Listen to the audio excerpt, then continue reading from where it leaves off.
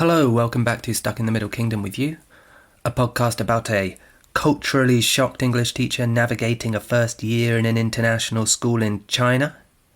This episode is a conversation, and it's about the high pressure, low reward working situation for many young Chinese adults.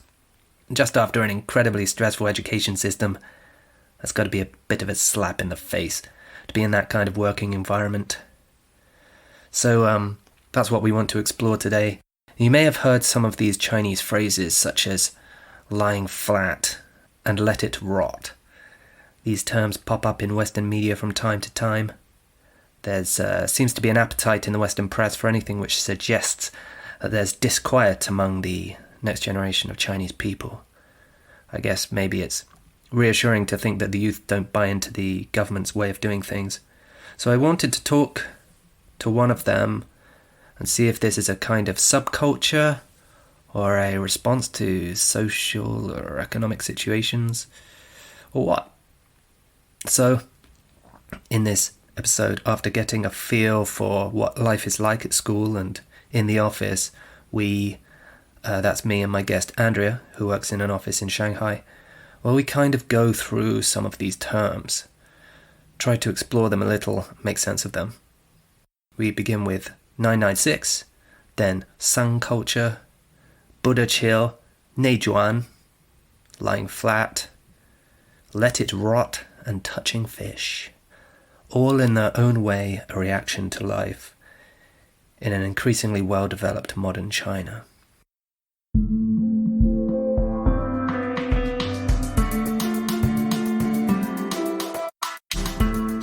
So where are you today? I'm in the office today.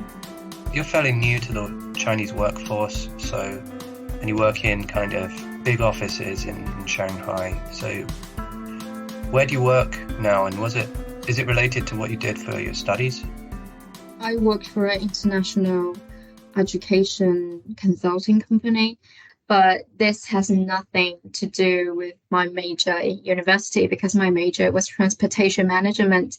So how come you ended up doing something which is not related to your major? Because when we were choosing universities, when we were still a senior 3 student in high school, the biggest consideration that we had was how difficult it was to get admitted to this university. I think that was the biggest consideration that we had. So it was relatively easier to get admitted to the school. Okay, I see.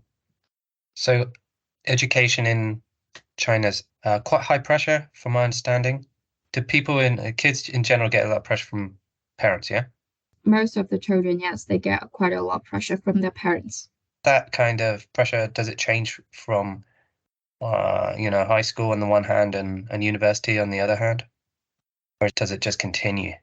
In high school, I do think that every Chinese student is under pressure because everyone needs to apply for universities, they need to take the Chinese Gaokao, high school entrance examination.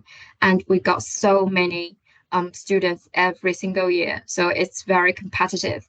But the moment when we get into the university, it suddenly changed. The stress just goes down quite a lot. And then as long as you're not looking for being an outstanding student, being a top student in university, then you won't have too much stress in school. So at that point, it's kind of the parents' pressure is kind of a bit off, and the pressure is self-imposed if you want to be a good student. But a lot of kids by that stage can kind of chill through university. Yeah? Yes. Right, I see. And which approach did you take? Did you put pressure on yourself, or did you just kind of wing it through uni, get out the other side? I think I just put quite a lot of pressure on myself. And do you still put that kind of pressure on yourself at work? I think so. I hate making mistakes. So it's a very competitive situation going through school, education. Your parents are putting all this pressure on people to try and get the best spots and everything. Yes. I presume that competition kind of, well, in my experience as well, like seeing Chinese workers, but maybe it's the same over here. everybody clawing for better positions and stuff. But do you think that Chinese workplaces are very competitive? Yes, it's very competitive and also a bit complicated. All the network, all the relationships, and all the different programs, the team members, just everything can be a bit complicated and competitive. Just in that kind of stressful environment situation, sometimes even you don't want to be so competitive. You're kind of like being forced to be competitive. You can feel that pressure, you can feel that stress that you have to be good. Otherwise, they're going to surpass you, and then you will just fall behind them. And maybe one day you will just be left out. Do you think that people are able to express themselves if they feel like they're overpressurized, their mental health starts to struggle, or Mm. are they being treated unfairly by managers and other superiors? Sometimes I did suggest that you have to let your line managers know that you are almost going to burn out, you're going to break down. And then they said, no, I can't really do that. If I do that, then one day my line manager says that, okay, I don't need you anymore. If you're not able to deal with all this stuff, then I will lose my job.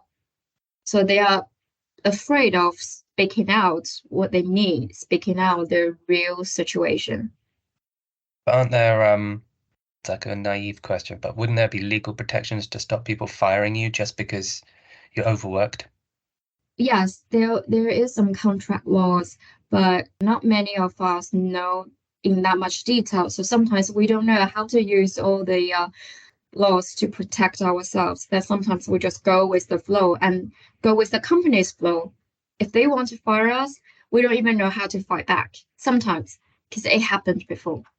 In the end of last year, someone got fired for some reason, and she got so mad because she didn't even know why she would get fired, and she didn't accept the reasons that given by the HR department and given by her line manager. But you couldn't do anything about it. She wanted to fight, and she did try to explain, she did try to argue, debate with them, but in the end, she just got very exhausted, and no one was really on her side, and she was just fighting by herself. She couldn't really do that, so in the end, she just gave it up, and then she just left. There's this term 996 refers to working from 9 a.m. to 9 p.m. 6 days a week, which is obviously quite a lot of working to be doing for a person. But you don't work that kind of schedule, do you? Luckily, I don't. Our schedule is pretty flexible. You only need to get to the office before 10, and you have to stay to the office until 4. And if you finish your work a bit earlier, then you can leave a bit earlier. And our weekends are protected. So we do have time to enjoy our weekend to relax a bit.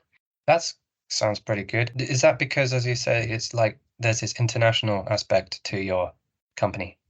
Yes, in Shanghai, usually some big companies, especially if those are international companies, the working schedule usually is a bit more flexible, and most people can enjoy their weekends. And even they have to work overtime, they can apply for overtime pay or time in lieu. But Yeah. that's just mainly happens in international company. But just as I know, in some places like Guangzhou province, in Shenzhen, most people work 996 format, I think. And So, sometimes they even got one day off per month, even worse than 996. so the 996, this kind of schedule, is it kind of in it more common in particular industries, or is it just across the board, do you think? I think yeah, it can be like in any company because all the companies that I've worked for are international companies. But the last one was a German company, but still a lot of salespeople, they have to work over the weekend and they don't really got the opportunities. They don't really have the time to take their annual leave. That was also an international company, but stuff they were just so busy and they didn't even have time to relax. There's a term that I've heard, sung culture, which sounds to me like a kind of cultural response to, I don't know, working life, the sense that people are not really feel like they're going somewhere in life. Is that how you understand sung culture? It's pretty much similar.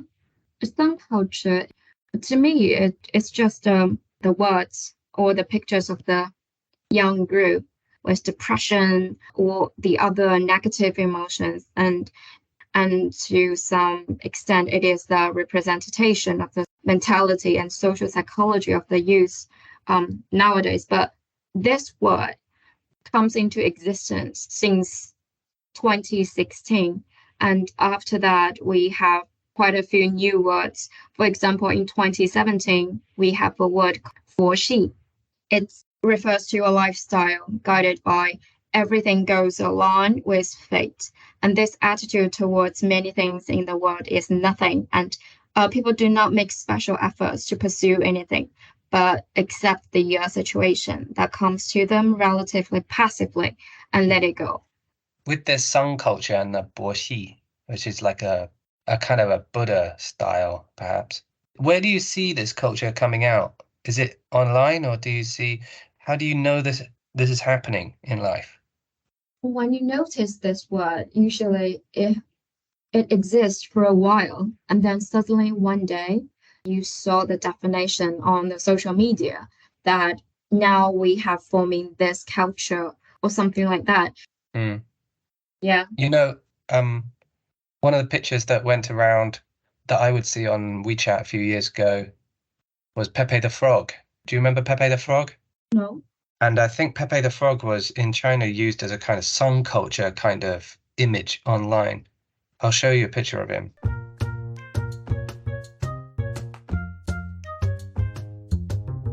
Ah, this frog. We have quite a lot of emojis made from this frog. Yeah. Is he of a song culture kind of figure? All these trying emojis, it can represent to some culture, I think. Yeah. Because it's funny Yeah. because in the West, Pepe the Frog is a right-wing conspiracy theory meme. Oh, It's like Trump sort of politics and that. okay. He was sort of brought into their language of communication. But I think in China he's used as a kind of it's just a slacker, right? Yeah, Well, right. which is I think what the original cartoon means. So okay, so basically song culture and it's like boshi. You see the kind of culture kind of coming out. It's on the internet mostly, yeah. You Yeah, see and the mood or of for song sure. culture. Does that Yeah. kind of make sense to people like you and your colleagues, friends? Do you think, oh yeah, that's a good reflection of how we live these days? No, I've never liked some culture because it's full of depression and full of those negative emotions. But just like what I said before, for people like me, like us, who always work hard, who always try to look at the positive side, we don't like some culture. So do you think there are other people sort of similar age to you who do like that attitude more? And Yes.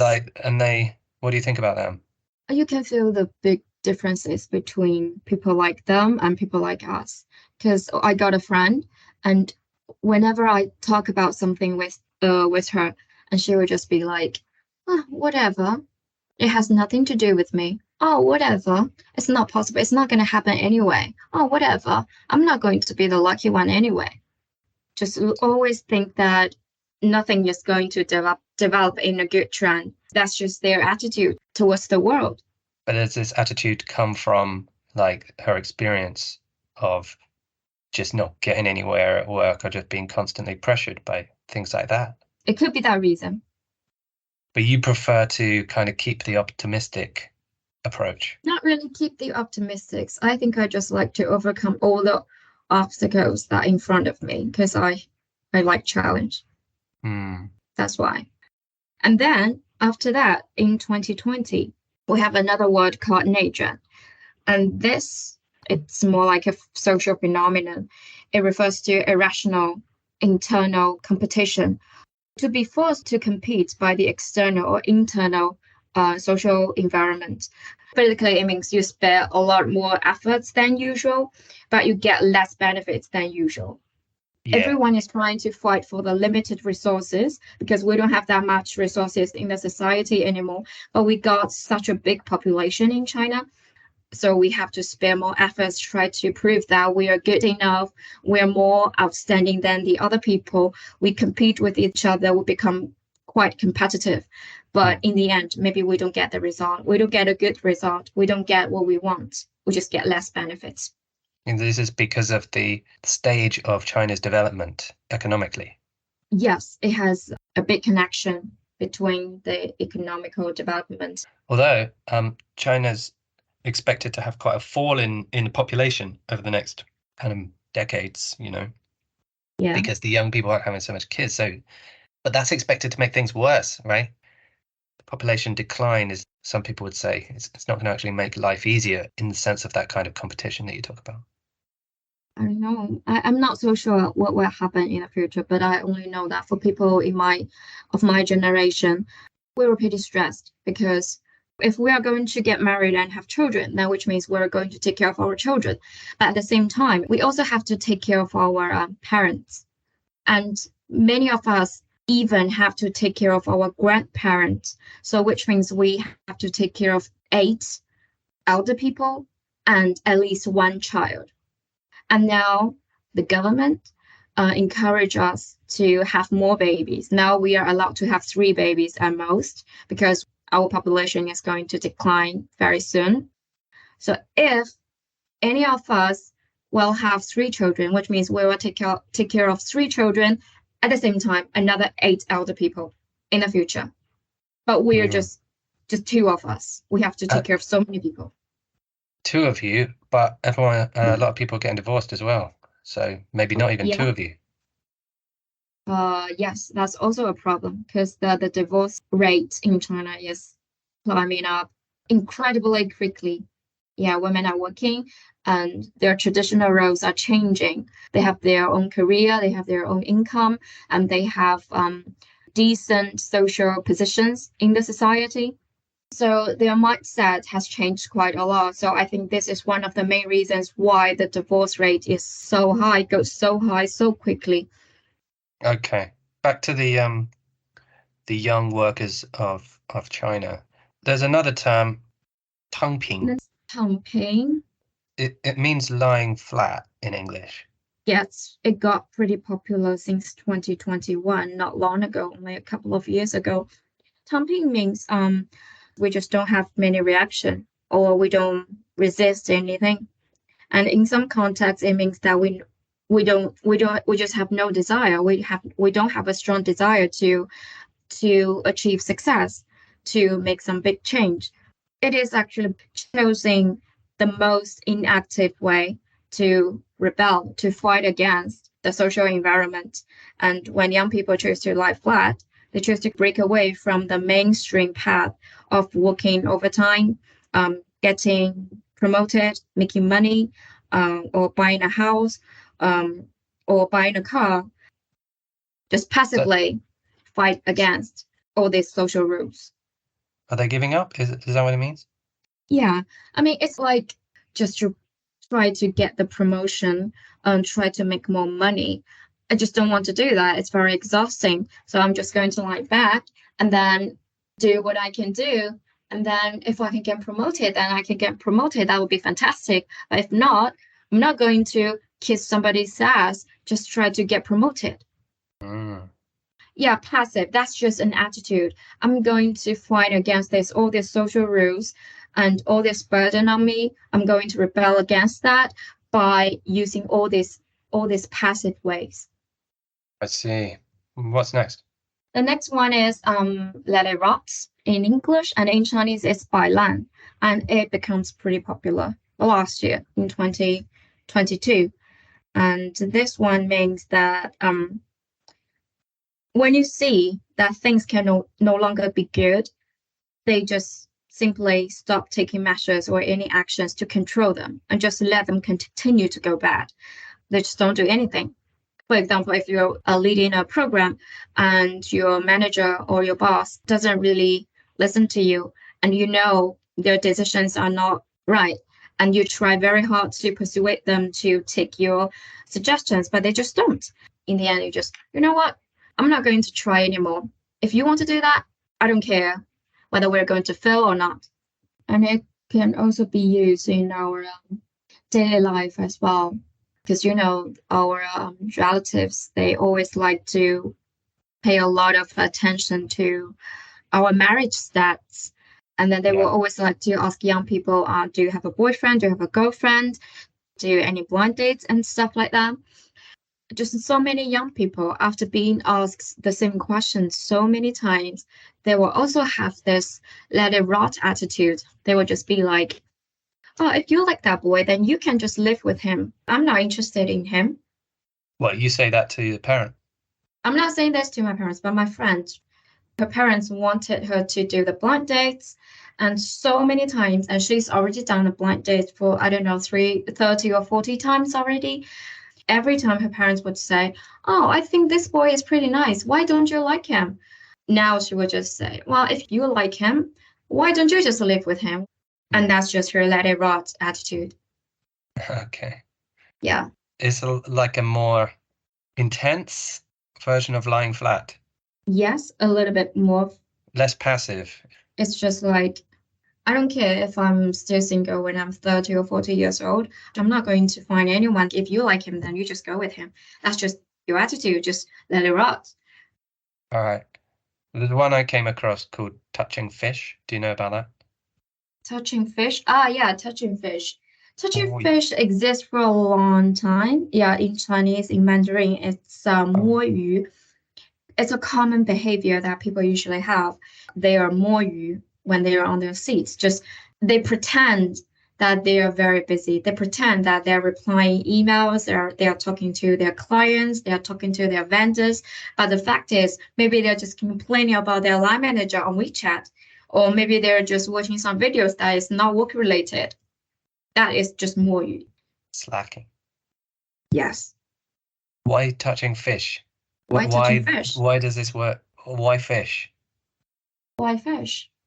Yeah, the phrase touching fish. What's it got to do with fish? Good question. I've never thought about that. Why? Can you just hold on a bit? Well, I think I know. I don't know. You don't know? I think I know. There's an old phrase, a Chinese proverb, muddy waters make it easy.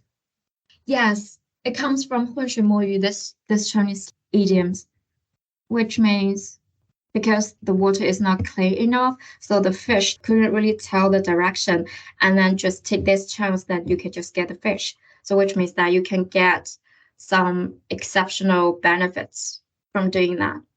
What? So it's easy to catch fish in muddy waters, yeah? Yeah. How does that relate to being a slacker? It means that the situation allows you to get the result without trying so hard. Okay, so in this water, people catch the fish refers to you manage to do something else that is not work related. And without being found out by your colleagues or your managers, the time that you are 摸鱼 is the exceptional benefits that you get out of the working hours. That's my understanding. But you still get paid because people didn't find it out. You know, these are all kind of, these terms come around and they pop into the culture and they go onto the Weibo and social media and people refer to these. And do you find that commercial brands try to make money out of these cultural changes? Do you end up with T-shirts of "Let It Rot" on them, stuff like that? I think it happens, but not really in this fashion industry or any similar industry, because all this depressed life attitude and all this unhealthy attitudes towards society. So people are trying to pay more attention to their well-being. So you can see a lot of tea shops, a lot of gyms, and then they will use the idea of pay more attention to your well-being, be healthier, or slow down a bit, something like that, to promote their brands. Not like give up and be passive, don't try anymore. That doesn't really sell. Just because you can see that all these terms, it shows how much stress we have and how depressed these young people are. So that's why they just want to use the opposite attitudes of these terms to attract people. What about in pop culture, like TV and music? Do you get characters or singers who are have a kind of song culture or let it rot style or Buddha chill? Because like if you consider maybe like Japanese or maybe Taiwanese or Western pop culture singers, some of them are going to be kind of like pop stars who are kind of squeaky clean and healthy, and they have that kind of attitude, but some are going to be kind of depressed and down, and they are what you quote mean. unquote cool. Not too many, but there are some singers, some music works, the lyrics, it sounds a bit like sound culture, and I think it has something to do with all of these terms, because there are some love songs. It's about, oh, I can never be together with my best lovers.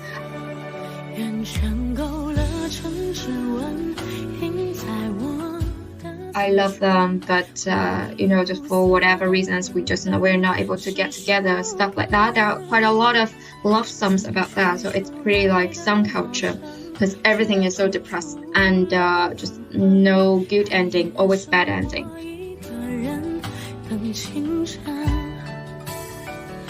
And then there are also some songs about I don't care about what you say. Like, because, as celebrities, they will hear different voices. Some people like them, some people hate them so much that they will just write so many songs to reply back to those who don't like them. And they will just say, okay, just go fuck yourself.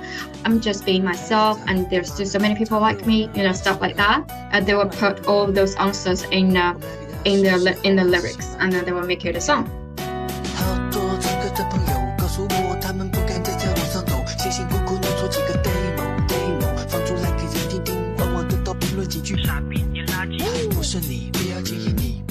Well, that's an interesting journey around some various cultural terms which have popped up over the last sort of 5 years or so, and seem to maybe reflect how young Chinese feel.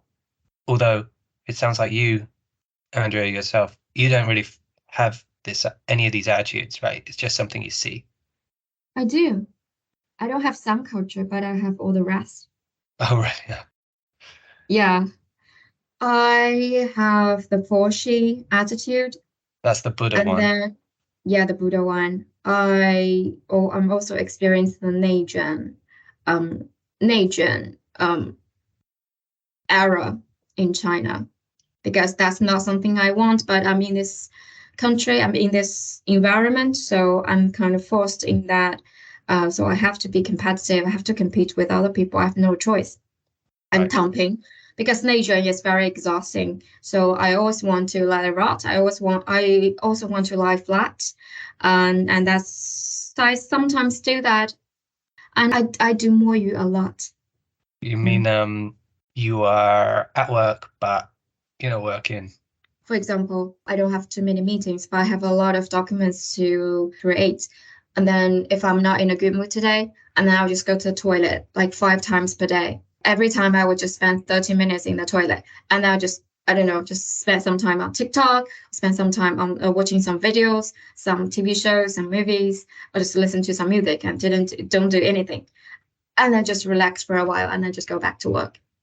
I do more you a lot. You're kind of lucky you don't have too much close monitoring that maybe other people have. Imagine if you were a delivery driver, then someone's going to be using an app to monitor where you go, how quickly you do your job. Yeah. All right.